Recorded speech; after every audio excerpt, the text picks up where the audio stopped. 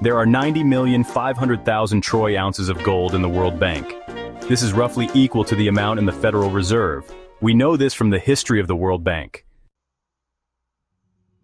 The reserve ratio, that is, the amount of currency the federal bank can loan a regular bank, is 12-1.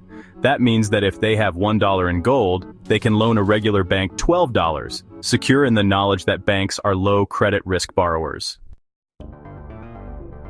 Take the number of troy ounces of gold times the reserve ratio times the price of gold per troy ounce, and you have what the Fed can back. If the numbers are too big for an iPhone turned sideways, that's how you get scientific mode. Use a Python interpreter on a computer. Python will operate on 100-digit numbers and more. So that's how much money there is in the world. In 2012, in his second State of the Union address, President Obama took his political life in his hands and announced that the national debt exceeded $3 trillion. It is now 2025. And conservative estimates place America's national debt at more than $36 trillion. The GDP, that is the value of goods and services in the entire economy, was near $35 trillion in 2022. That's a comfortingly large number. But government income is only taxes collected on that number. The deficit is what we borrow over and above taxes. Obama arguably added $5 trillion to the debt in 8 years in office, and his programs are financed into the future. Bush 43 had the Gulf War. Biden added ruinously, but he did have the pandemic, where we lost our shirt cornering the market on vaccines, leaving none for the rest of the world. Trump added $7 trillion in 4 years in office. Where are his programs? Biden famously announced that Afghanistan costs $600 million a day. That is near $4.4 trillion in 20 years. In familiar language, it took the DoD fully 20 years to legit burn through $4.4 trillion, even at Pentagon hammer prices. Most of that was defrayed by taxes collected during those 20 years. But where did all the money go? Rumor has it that the U.S. Treasury did an audit and they accounted for over $68 trillion. In their zeal to cover up, they don't even know how much money they have spent. But there are clues. In 2022, Bezos, Musk, Zuckerberg, Gates, and Google all lost a substantial fraction of their net worth on the stock market. Who did Forbes' top 100 say came out on top? An Indian named Ambani.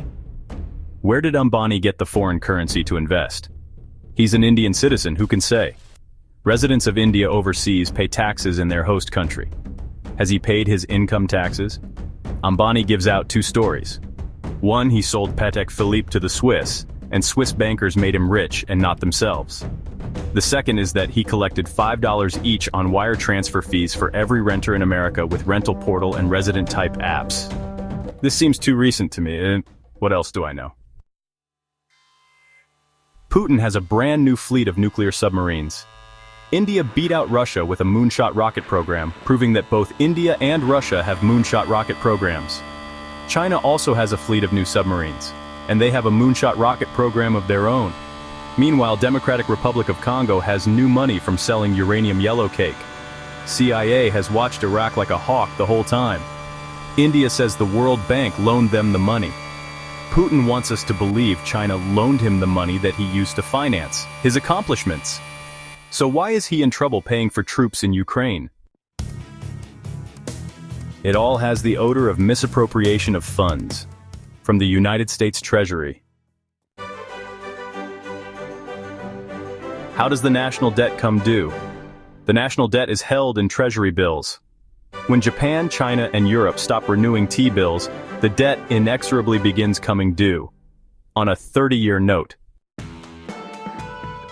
Keynes taught us to borrow less in time of boom, more in time of bust.